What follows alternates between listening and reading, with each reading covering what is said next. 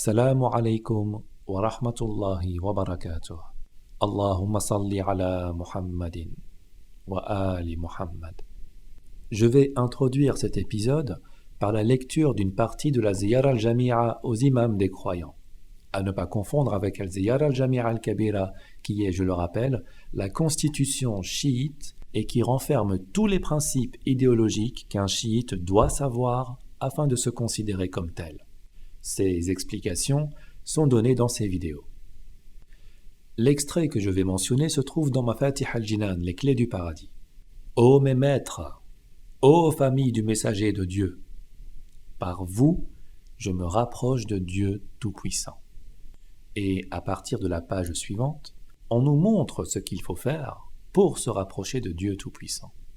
En m'opposant à ceux qui vous ont trahis, qui se sont rétractés de leur allégeance à vous, ont renié votre tutorat, ont nié votre rang, ont défait le nœud de l'obéissance à vous, qui ont rompu les liens de l'amour pour vous, qui se sont rapprochés de leur pharaon en se dédouanant de vous et en se détournant de vous, qui vous ont empêché d'appliquer les lois, d'extirper les reniements de la foi, de réparer les cassures, de rassembler ce qui est éparpillé, de colmater les brèches, de redresser ce qui est courbé, de signer les règlements, de façonner l'islam, de réprimer les péchés, qui ont soulevé la poussière des guerres contre vous et des dissensions, qui ont dirigé contre vous les sabres des rancunes, qui vous ont violé les voiles, qui ont acheté du vin avec votre khoms, qui ont dépensé les aumônes destinées aux indigents pour le bouffon et les railleurs.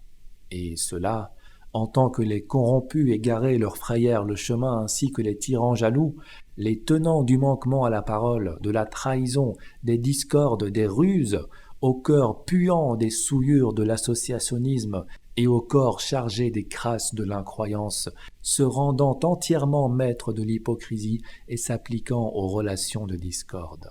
Alors, quand Al-Mustafa rendit l'âme, que les prières de Dieu soient sur lui et sa famille, ils ravirent l'inattention, saisirent l'occasion, attentèrent à son honneur, le laissèrent sur son lit de mort et se précipitèrent pour rompre l'allégeance, pour déroger au pacte corroboré, pour trahir le dépôt proposé aux montagnes immobiles qui avaient refusé de le porter.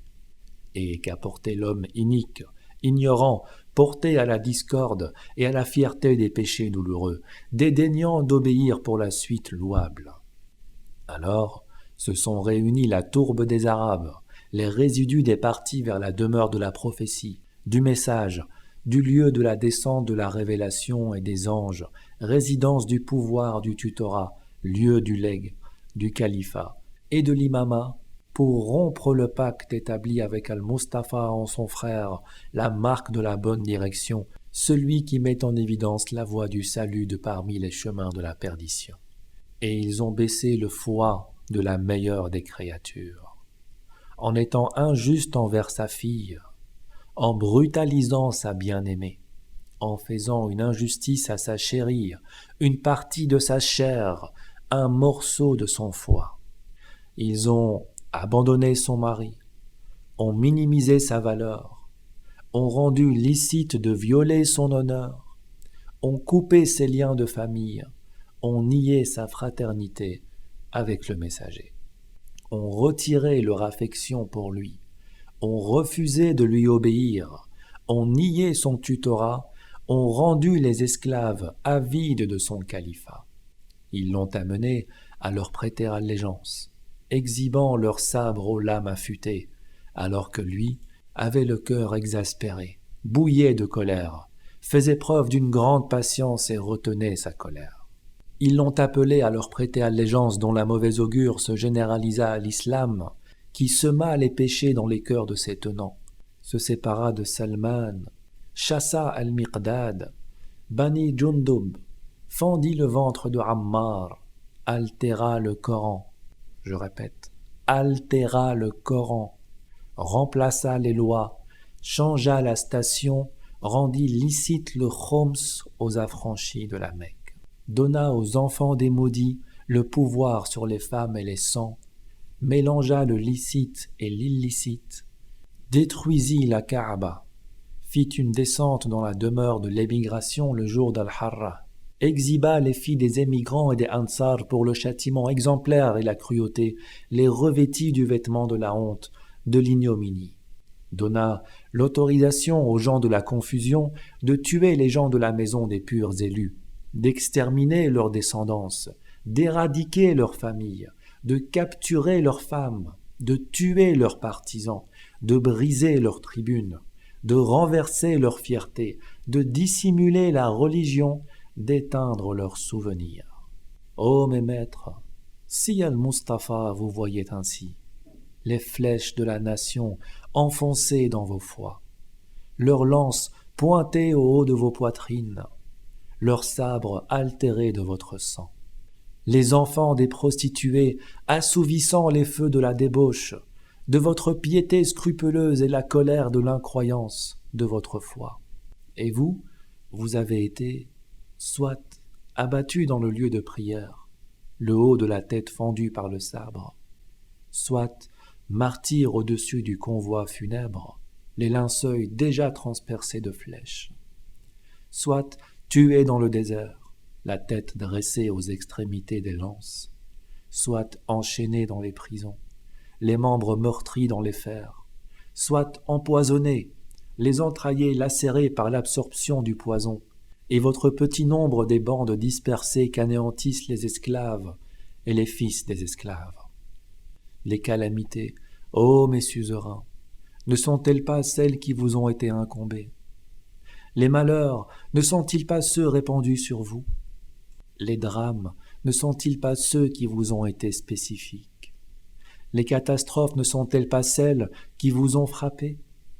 Que la prière de Dieu soit sur vous, sur vos esprits et sur vos corps, ainsi que la miséricorde de Dieu et ses bénédictions.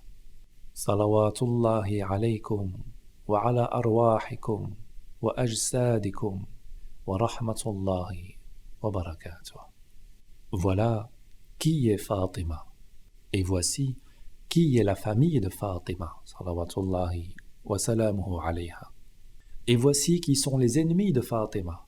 Leurs noms sont connus, leur personnalité est connue, et toutes les preuves tendent vers eux de manière claire et limpide. Dans le premier épisode, il vous a été donné quelques références des opposants, notamment Al-Imama wa Siyasa de Ibn Qutayba, Fara'id al-Simtain, Sahih al-Bukhari. Dans le premier livre, voilà ce que nous avons trouvé.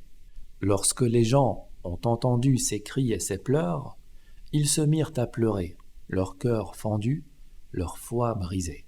Et on ne parle pas là de toutes les personnes, de tous les gens, mais seulement de certains parmi ceux qui étaient présents. La suite du texte dit bien « Et d'autre part, il y avait Omar, et avec lui un groupe de personnes. » Un deuxième extrait de ce texte relatait l'événement lorsque Omar et Abu Bakr ont rendu visite à Fatima alayha salam. Elle ne voulait pas les voir, mais Ali salawatullahi alayhi leur a permis de rentrer. Ils lui demandèrent l'autorisation d'entrer, mais elle ne la leur donna pas. Alors Ali alayhi salam lui parla et il les fit rentrer tous les deux. Lorsqu'ils s'asseyèrent près d'elle, elle tourna la tête vers le mur, car elle ne voulait pas regarder leur visage. Et ils lui donnèrent le salam, mais elle ne le leur a pas dit en retour. Il faut souligner cette partie. Ils lui dirent « Assalamu alaykum », mais elle ne leur a pas remis le salam. Dans les règles de l'islam, dire « Assalamu alaykum » à un musulman est conseillé, mustahab. Ce n'est pas une obligation. Par contre, répondre au salam d'un musulman est wajib, obligatoire. Celui qui ne répond pas au salam d'un musulman commet un péché.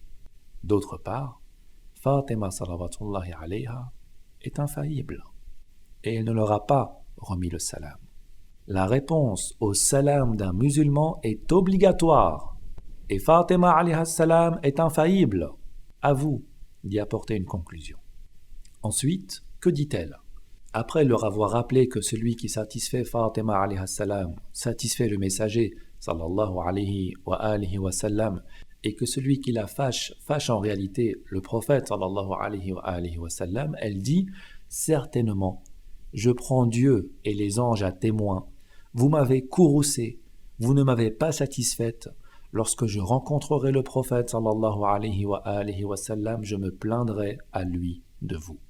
Et plus loin, elle parle à Abu Bakr en lui disant « Par Allah, j'invoquerai Allah contre toi dans chaque prière que je ferai. » Dans chaque prière que je ferai. Ceci est un extrait de ce qui est rapporté dans l'Imama wa Siyasa qui fait partie donc des livres des opposants. Quant à leur déni face à ces textes, il n'a aucune importance. J'ai démontré dans l'épisode précédent un petit aperçu de ce qu'était le jeu des chaînes de transmission qu'ils manipulent quand bon leur semble en fonction de l'appréciation du contenu de la narration. Il s'agit de leur jeu, et j'ai dit que j'en ferai mention plus en profondeur dans un autre chapitre. Dans Fara'id as-Simtain, il en ressort ce qui a été lu dans le précédent épisode, et dans le Bukhari, connu pour sa triche et pour sa dissimulation, cette même histoire ressort également assez timidement. À cela, du côté des ouvrages des partisans, nous rajoutons Kamil al-Ziyarat et Bihar al-Anwar au volume 30. Dans Kamil al-Ziyarat, il est important de retenir la fin de la narration rapportée par notre imam al-Baqir alayhi salam du prophète sallallahu alayhi wa sallam qui dit « Le coup qui lui sera porté fera tomber son fœtus et elle décédera des suites de ses coups. » Dans Bihar al-Anwar volume 30, j'avais également lu une partie de la lettre écrite par Omar ibn al-Khattab destinée à Muawiyah ibn Abi Sufyan. Elle se doit d'être lue par les chiites. Le temps ne me permet malheureusement pas de vous en faire part dans sa totalité. Je mets donc le lien de cette lettre en commentaire sous la vidéo. Le sujet principal de cette lettre n'est pas axé sur l'oppression de Fatima alayha salam et de son meurtre. Ce tragique événement est mentionné de manière assez marginale. Et mon but ici est de récolter tous les indices sur ce fait pour les mettre ensemble afin que nous puissions mettre la lumière sur ce qui s'est réellement déroulé ce jour-là. Vous pouvez revoir ici ce que relate cette lettre, et cela concerne l'épisode où Omar ibn al-Khattab et ceux qui étaient avec lui ont forcé la porte pour pénétrer dans la maison de Fatima salawatullahi alayha et de Ali salawatullahi alayhi. La narration mentionne bien que Omar n'était pas seul. Ils étaient plusieurs. Plusieurs s'en sont pris à Fatima salawatullahi alayha, et je lirai quelques narrations à ce sujet. Aujourd'hui, dans cet épisode, je vais rajouter des éléments. De nouveaux indices vont voir le jour, et l'enquête que nous menons deviendra de plus en plus claire. Dans Bihar al-Anwar, au volume 43, chapitre 7, hadith 31. Ali alayhi salam est sorti et s'est présenté à eux, entre parenthèses à Abu Bakr et à Omar. Et on parle ici du même contexte révélé plus tôt dans l'Imam al-Siyasa. Fatima salawatullahi alayha est sur son lit et ne bouge pas. Chronologiquement parlant, on se trouve après l'attaque. Je reprends. Ali alayhi salam est sorti et s'est présenté à eux. Et lorsqu'ils ont posé le regard sur Fatima alayhi salam, ils l'ont saluée et elle ne leur répondit pas. Elle détourna le visage d'eux. Ils se mirent alors devant elle, dans son champ de vision, et elle tourna le visage à plusieurs reprises. Elle dit « Oh Ali, couvre-moi le visage ».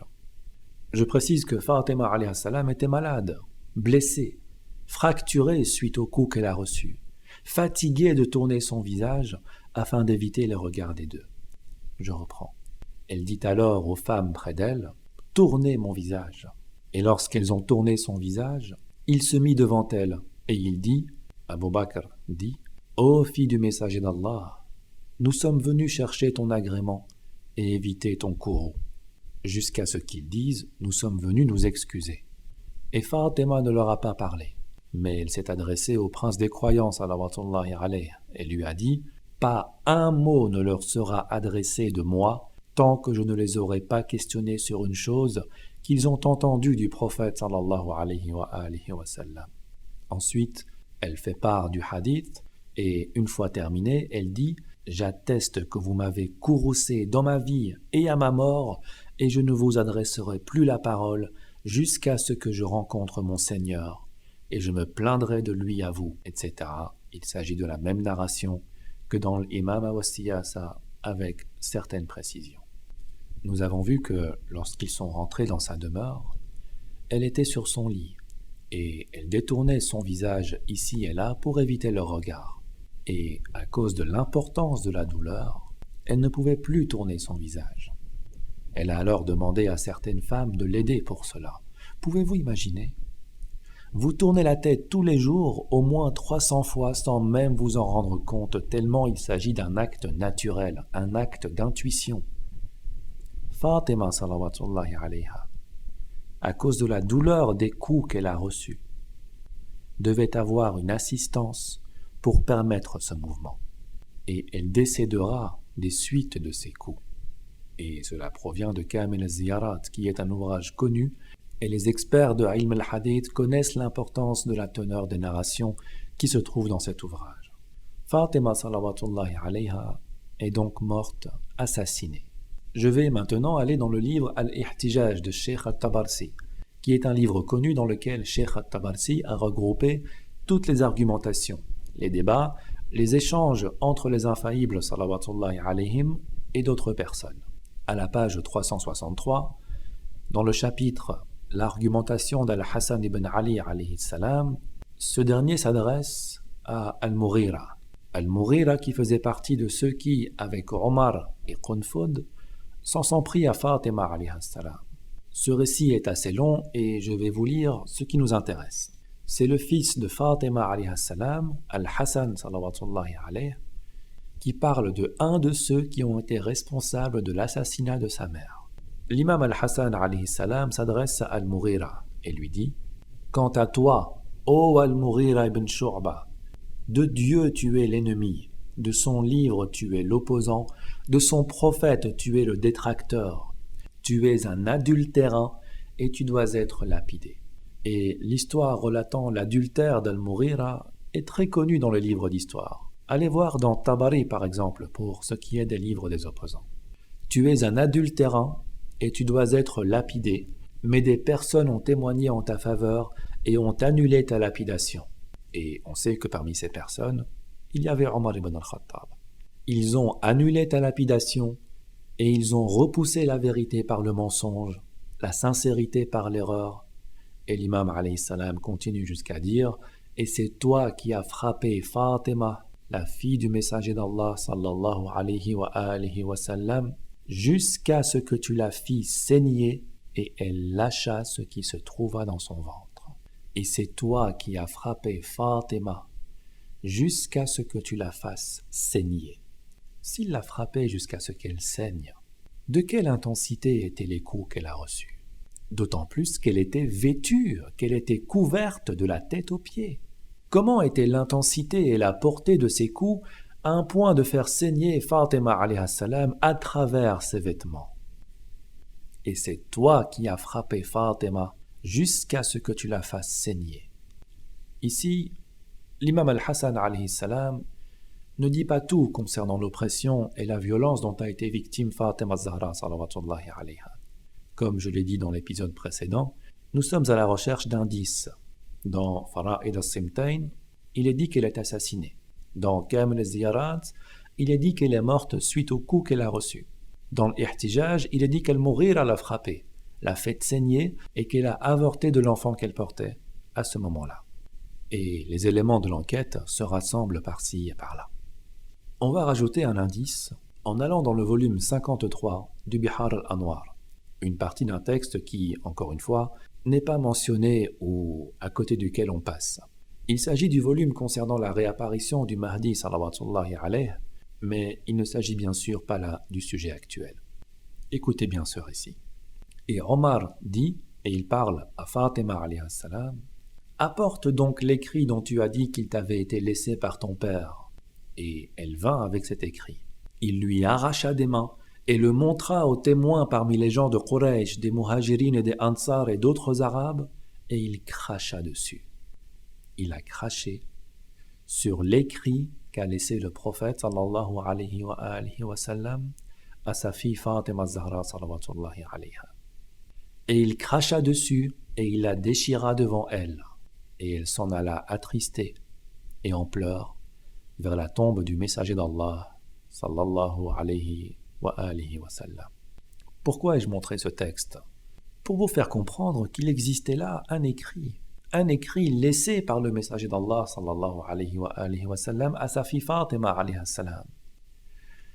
Cet écrit qui comportait beaucoup de vérités et qui a été détruit par Omar ibn al-Khattab. En cherchant dans d'autres narrations, on comprend en fait qu'il s'agissait de cet écrit qu'avait voulu écrire le prophète sallallahu alayhi wa sallam lors d'un jeudi, qu'on appelle le jeudi du malheur. Omar et les compagnons qui étaient avec lui se sont interposés et n'ont pas laissé le prophète écrire ce qu'il voulait écrire. Cet écrit a tout de même été écrit par le messager d'Allah après cet événement et il l'a donné à Ali alayhi salam devant Salman alayhi salam et les compagnons vertueux de Ali salawatullahi alayhi. Il existe beaucoup de vérités comme celle-ci qui ne sont pas arrivées jusqu'à nous et qui ont été détruites au fil du temps. Et il existe beaucoup de vérités comme celle-ci qui sont parvenues jusqu'à nous, mais qu'on tente de nous faire oublier et qu'on ne mentionne pas. Et nous voyons là comment Omar s'est comporté envers ce récit qui a été laissé par le prophète sallallahu alayhi wa sallam à sa sainte descendance. Quelqu'un qui crache sur la parole du messager d'Allah et qui la déchire peut aussi très bien s'attaquer à la maison de sa fille. Qu'est-ce qui l'en empêchera? Et d'ailleurs, c'est ce qu'il a fait. Dans Awalim al-Ulum, page 574, Fatima salawatullahi alayha a dit « Ne priera pas sur moi une communauté qui a violé le pacte d'Allah.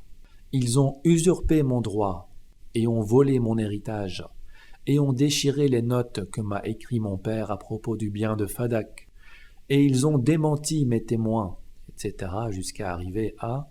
Ensuite, sont venus à notre maison Qunfud et avec lui Omar ibn al-Khattab et Khalid ibn al-Walid pour faire sortir le fils de mon oncle Ali vers la Saqifa Bani Sa'ida pour prêter serment. Et Ali alayhi salam ne sortit pas, etc. jusqu'à arriver, et ils ont rassemblé les bois de chauffage devant notre porte, et ils sont venus avec le feu pour brûler notre maison, et nous avec. Je me suis alors mise derrière la porte, et j'ai pris à témoin Allah et le prophète contre eux, afin qu'ils partent et qu'ils nous laissent.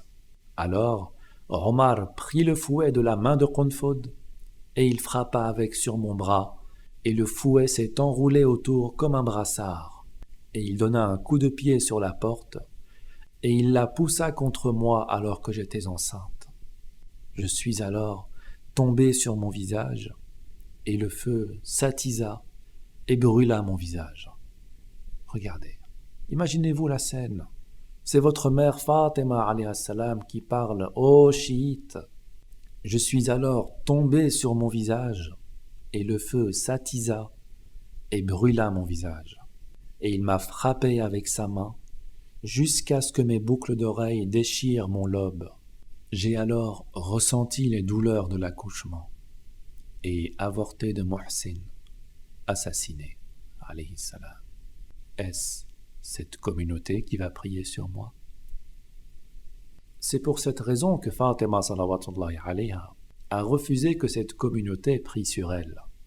Et c'est pour cette raison qu'elle a refusé qu'on divulgue l'endroit de sa tombe et qu'elle fût enterrée de nuit, à l'abri des regards, afin que personne de cette communauté ne lui rende visite. Et même comme cela, même en étant dissimulée, cette communauté s'est mise à la recherche de sa tombe dans le but de la profaner, tout comme ils ont cherché la tombe de Ali alayhi salam et ont voulu la profaner jusqu'à l'époque d'Al-Hajjaj. Et Al-Hajjaj n'a pas cessé de profaner des tombes à Najaf en espérant tomber sur celle de Ali, jusqu'à l'époque d'Al-Hajjaj. Et savez-vous combien de temps s'est écoulé entre la mort de Ali alayhi salam et l'époque d'Al-Hajjaj? 30 à 40 années. 30 à 40 années après la mort de Ali salawatullahi alayhi, on cherchait encore à profaner sa tombe. Comme a dit la maîtresse des dames des mondes, est-ce cette communauté qui va prier sur moi, alors que Dieu et son prophète se désavouent d'elle et que je me désavoue d'elle? Il s'agit là d'une partie du testament de Fatima alayhi salam dans laquelle elle nous fait part de ce qui lui est arrivé. Qui est cette communauté? Abu Bakr, Omar, Qunfud, Khalid ibn al-Walid, Al-Mughira et tous ceux qui les soutiennent, ainsi que tous ceux qui, encore aujourd'hui, réclament leur agrément. Comme dit dans l'épisode précédent, les Juifs mentionnés dans ce verset n'avaient tué aucun prophète. Pourtant, Dieu les qualifie comme des assassins de prophètes. Et ceci car ils soutiennent leurs ancêtres et suivent leurs pas. Car, en effet, celui qui défend un meurtrier devient alors lui-même associé à ce meurtrier. Est-ce cette communauté qui va prier sur moi, alors que Dieu et son prophète se désavouent d'elle et que je me désavoue d'elle? Votre mère Fatima salawatullahi alayha se désavoue de cette communauté. Et vous, ô chiites, et vous, de qui allez-vous vous désavouer? Je vais maintenant lire un des textes les plus importants à ce sujet. Il se trouve dans Kitab Sulaym ibn Qais al-Hilali, un des livres dont l'importance et l'authenticité n'est même plus à démontrer. Sulaym ibn Qais est un compagnon, un tabi'i plutôt, qui n'a jamais connu le prophète sallallahu alayhi wa sallam, mais qui a côtoyé 5 imams infaillibles: Ali, Al-Hassan, Al-Hussein, Ali ibn al-Hussein et Muhammad ibn Ali al-Baqir, salawatullahi alayhim. Sulaym, radiyallahu anhu, a relaté dans ce livre ce qu'il avait vu de ses propres yeux ou ce qui lui a été rapporté par les infaillibles, salawatullahi alayhim. Ce livre est d'une importance telle que l'imam Ja'far al-Sadiq, salawatullahi alayhi, le mentionne et cela est rapporté dans le Mustadrak al-Wasa'il, et il dit: celui parmi nos partisans qui ne possède pas le livre de Sulaym ibn Qais al-Hilali, il ne possède alors rien concernant nos affaires et ne connaît rien de nos raisons. Ce livre est l'alphabet des chiites. Il est un secret parmi les secrets de la progéniture de Muhammad sallallahu alayhi wa sallam. Kitab Sulaym ibn Qais fait partie des 400 usul. Et pour ce qui est des 400 usul, j'en parle dans cette vidéo. Bien. Qu'est-il dit dans ce livre par rapport à l'oppression d'Az-Zahra salawatullahi wa salamuhu alayha? C'est une longue narration et je vais en prendre l'essentiel. Après que Omar ait envoyé Qunfud et ses compagnons à la maison de Ali salawatullahi alayhi pour lui demander de sortir prêter serment, ils revinrent bredouille après que Fatima salawatullahi alayha les ait renvoyés, et la narration dit ce qui suit. Omar se fâcha et dit: que va-t-on faire avec ces femmes? Il ordonna alors aux gens autour de lui de porter du bois de chauffage. Ils portèrent tous du bois de chauffage, et Omar en porta avec eux aussi. Vous imaginez la quantité de bois de chauffage. Omar et ceux qui l'entouraient en ont porté. Il ne faut pas croire que ce bois de chauffage était uniquement destiné à brûler la porte de la maison de la fille du prophète sallallahu alayhi wa sallam. Une aussi grande quantité de bois n'est pas destiné à brûler une seule porte. Comme je l'ai mentionné précédemment, il était destiné à brûler toute la maison et ceux qui sont à l'intérieur. C'est une tentative d'assassinat avec préméditation. Non, plutôt, c'est un assassinat avec préméditation. Ils portèrent tous du bois de chauffage et Omar en porta avec eux. Ils se disposèrent autour de la maison de Ali, de Fatima et de leurs 2 enfants. Vous voyez, il ne s'agit pas seulement de la porte. Ils se sont disposés tout autour, dans le but de brûler toute la maison. Cette image que vous voyez et que nous voyons souvent dans les Husseyniyat lors de la commémoration de ce tragique événement n'est pas correcte, car la plupart du temps, on aperçoit que le feu touche uniquement la porte. Or, c'est bel et bien toute la maison qui a pris feu. Ensuite, Omar cria jusqu'à ce que Ali et Fatima entendirent: « Par Allah, viens avec nous, ô Ali, et prête serment d'allégeance au calife du messager d'Allah, autrement nous brûlerons ta maison. » Fatima salawatullahi alayha dit: « Ya Omar, qu'as-tu avec nous ?»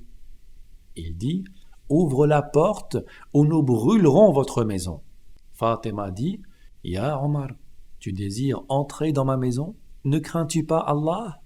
Il refusa de partir, et Omar alluma le feu. Il mit le feu à la porte, il la défonça et entra. Fatima le confronta et cria « Ô père, ô messager d'Allah !» Omar leva son fourreau avec son sabre dedans et il la frappa sur le côté, sur le flanc.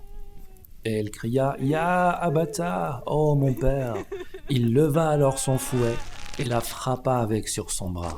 Et elle cria « Ô messager d'Allah, quel fléau ont commis Abu Bakr et Omar après toi !» Ali alayhi salam surgit et il le prit par le col et le poussa. Il tomba et Ali le frappa et blessa sa nuque et son nez et il avait l'intention de le tuer. Il se rappela alors la parole du messager d'Allah sallallahu alayhi wa sallam et la recommandation qu'il lui avait laissée. Et Ali dit à Omar, par celui qui a honoré Mohammed par la prophétie Ya ibn Sahak. Et Sahak est connu, c'est une dame connue pour sa débauche et sa prostitution. Elle était la grand-mère de Omar. Par celui qui a honoré Mohammed par la prophétie Ya ibn Sahak. Si le livre d'Allah n'était pas là et que le messager d'Allah ne m'avait pas tenu par un pacte, tu aurais su qu'il te serait impossible d'entrer dans ma maison. Et Omar appela de l'aide. Les gens qui l'accompagnèrent entrèrent dans la maison et Ali alayhi salam s'empara de son épée. Et Qunfud, de peur que Ali sallallahu alayhi ne vienne à lui avec son épée, le connaissant pour sa bravoure et sa détermination, partit vers Abu Bakr. Et Abu Bakr dit à Qunfud, Abu Bakr qui n'était pas sur les lieux, et Abu Bakr dit à Qunfud, retourne-y et regarde s'il sort de sa maison. Sinon, casse-la. Et s'il refuse toujours, brûle-la. Qunfud le maudit partit. Lui et ses compagnons entrèrent dans la maison de Ali sallallahu alayhi sans permission. Et Ali alayhi salam se dirigea vers son épée. Mais ils furent plus rapides et l'empoignèrent. Et ils étaient beaucoup. Certains d'entre eux ont dégainé leur sabre et l'ont saisi. Ils lui ont ensuite mis une corde autour du cou. Et Fatima sallallahu alayha se mit entre eux et Ali alayhi salam près de la porte de la maison. Qunfud le maudit la frappa avec son fouet et elle tomba inconsciente, comme si elle était morte. Et lorsqu'elle mourut, sur son épaule, il y avait encore la marque du fouet. Qu'Allah le maudisse, ainsi que celui qui l'a envoyé. Ils ont ensuite traîné Ali sallallahu alayhi d'une manière cruelle et l'ont amené à Abu Bakr. Et Omar était debout avec son sabre au-dessus de sa tête, ainsi que Khalid ibn al-Walid, Abu Ubaida ibn al-Jarrah, Salim Mawla Abu Hudayfa, Ma'ad ibn Jabal, Al-Mughira ibn Shu'ba, Ibn Husayd et Bashir ibn Sa'ad et le reste des gens étaient assis autour de Abu Bakr, prêts avec leurs armes à la main. J'ai dit à Salman, donc Sulaym ibn Qais dit à Salman, ils sont entrés dans la maison de Fatima sans permission? Il dit, oui, par Allah, elle ne portait pas de voile. Elle appela, ô mon père, ô messager d'Allah, ô mon père, quel fléau ont commis Abu Bakr et Omar après toi. Salman continue en disant, j'ai vu Abu Bakr et ceux autour de lui pleurer, et il n'y a personne parmi eux qui n'a pas pleuré à l'exception de Omar, Khalid ibn al-Walid et Al-Mughira ibn Shu'ba. Et Omar disait, nous n'avons que faire des femmes et de leurs opinions. Et la narration continue jusqu'à arriver à et Qunfud, qu'Allah le maudisse, a frappé Fatima sallallahu alayha avec son fouet lorsqu'elle s'est mise entre lui et son époux. Et Omar avait envoyé Qunfud avec cette recommandation. Si elle s'interpose entre toi et lui, frappe-la. Alors Qunfud, que Dieu le maudisse, vint à elle et la forçait à prendre refuge derrière la porte de sa maison. Il la poussa, cassa ses côtes, et cela a causé la perte de Muhsin alayhi salam. Elle ne guérit pas de ses blessures et resta alitée jusqu'à ce qu'elle en décède en tant que martyr. Sallallahu alayki ya Fatima az-Zahra. Sallallahu alayki ya Fatima az-Zahra. غريبة كون أيامي كلها فرح مو عبره من أذكر خبر فاطم خدت آلام من العصر تقل ارجع يا بالارجاس كفاية حالتي عسره عصرها هنذل بالباب وماتت فاطمة بحسرة بحسرة وفاطمة أحب اسمع قصص واخبار العترة قريت هواي بكتابي رضا الله من رضا الزهرة وماتت فاطمة الزهرة. Elle est décédée suite à ses coups et blessures, comme nous l'avons vu dans Kamel al-Ziyarat et dans cet ouvrage. Une autre narration de ce même ouvrage, à la page 386. Abu Bakr se fâcha et appela Khalid ibn al-Walid et Qunfud. Il leur ordonna de prendre du bois de chauffage et du feu. Ensuite, ils sont allés à la porte de Ali et Fatima. Elle était derrière la porte, ayant mis un morceau de tissu sur sa tête, et son corps était devenu fin dû au décès du messager d'Allah sallallahu alayhi wa alihi wa sallam. Omar vint et frappa à la porte en criant « Ô fils d'Abu Talib, ouvre cette porte !» Fatima alayhi salam dit « Ô Omar, que nous veux-tu? Pourquoi ne nous laisses-tu pas dans la situation dans laquelle nous sommes ?» Il dit « Ouvrez la porte ou je la brûlerai. » Et elle « Ô Omar, crains Allah le majestueux, entrerais-tu dans ma maison et lanceras-tu l'assaut sur ma porte ?» Il refusa de partir. Alors Omar mit le feu à la porte. Elle brûla, et Omar la força. Fatima se mit alors devant lui et cria « Ô père, ô messager d'Allah !» Il leva son sabre qui était dans son fourreau et il la frappa avec sur le côté. Elle cria. Alors il leva son fouet et lui donna un coup sur le bras. Elle s'écria « Ô père, ya Abata !» Et Ali alayhi salam se précipita et prit Omar par le col, le secoua, le frappa, cassa son nez et l'étrangla, prêt à le tuer. Alors, il se rappela des mots du messager d'Allah sallallahu alayhi wa alihi wa sallam et de ce qui lui avait été recommandé par rapport à la patience et à l'obéissance. Il dit « Par celui qui a honoré Muhammad avec la prophétie, ô fils de Sahak, si le livre d'Allah n'était pas là, tu sais très bien que tu n'aurais pas pu rentrer dans ma maison. » Omar cria en appelant à l'aide. Les gens se réunirent et entrèrent dans la maison. Khalid ibn al-Walid sortit son sabre pour frapper Fatima alayha salam. Vous remarquerez que dans chaque narration, il y a des annexes, des éléments qui se rajoutent. Les gens se réunirent et entrèrent dans la maison. Les gens se réunirent. Ils étaient donc nombreux. Dans le même ouvrage, dans cette narration, Sulaym dit « J'étais au milieu d'un groupe dans la mosquée du prophète sallallahu alayhi wa alihi wa sallam. Il n'y avait dedans que des Hashimites, sauf Salman, Abu Dar, Muhammad ibn Abi Bakr, Omar ibn Abu Salama et Qais ibn Sa'd ibn Ubada. Al-Abbas a alors dit à Ali alayhi salam « Quel est ton avis sur Omar qui n'a pas pénalisé Qunfud comme il a pénalisé le restant de ses travailleurs ?» Et on trouve une précision par rapport à cela à la page 222 et 223.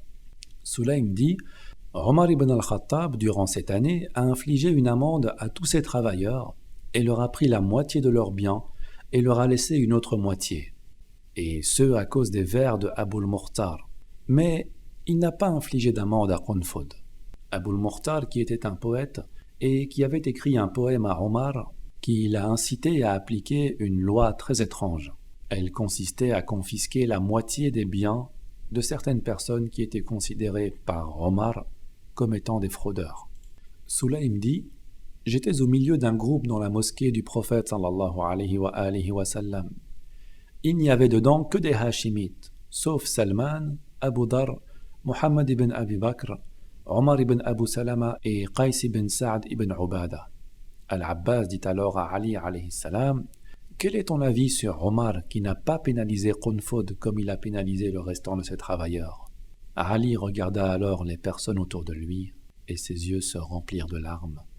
Et il dit, « Il a apprécié le coup de fouet avec lequel il a frappé Fatima alayhi salam. » Elle mourut et son épaule était encore marquée par ce coup, comme une contusion, comme une enflure.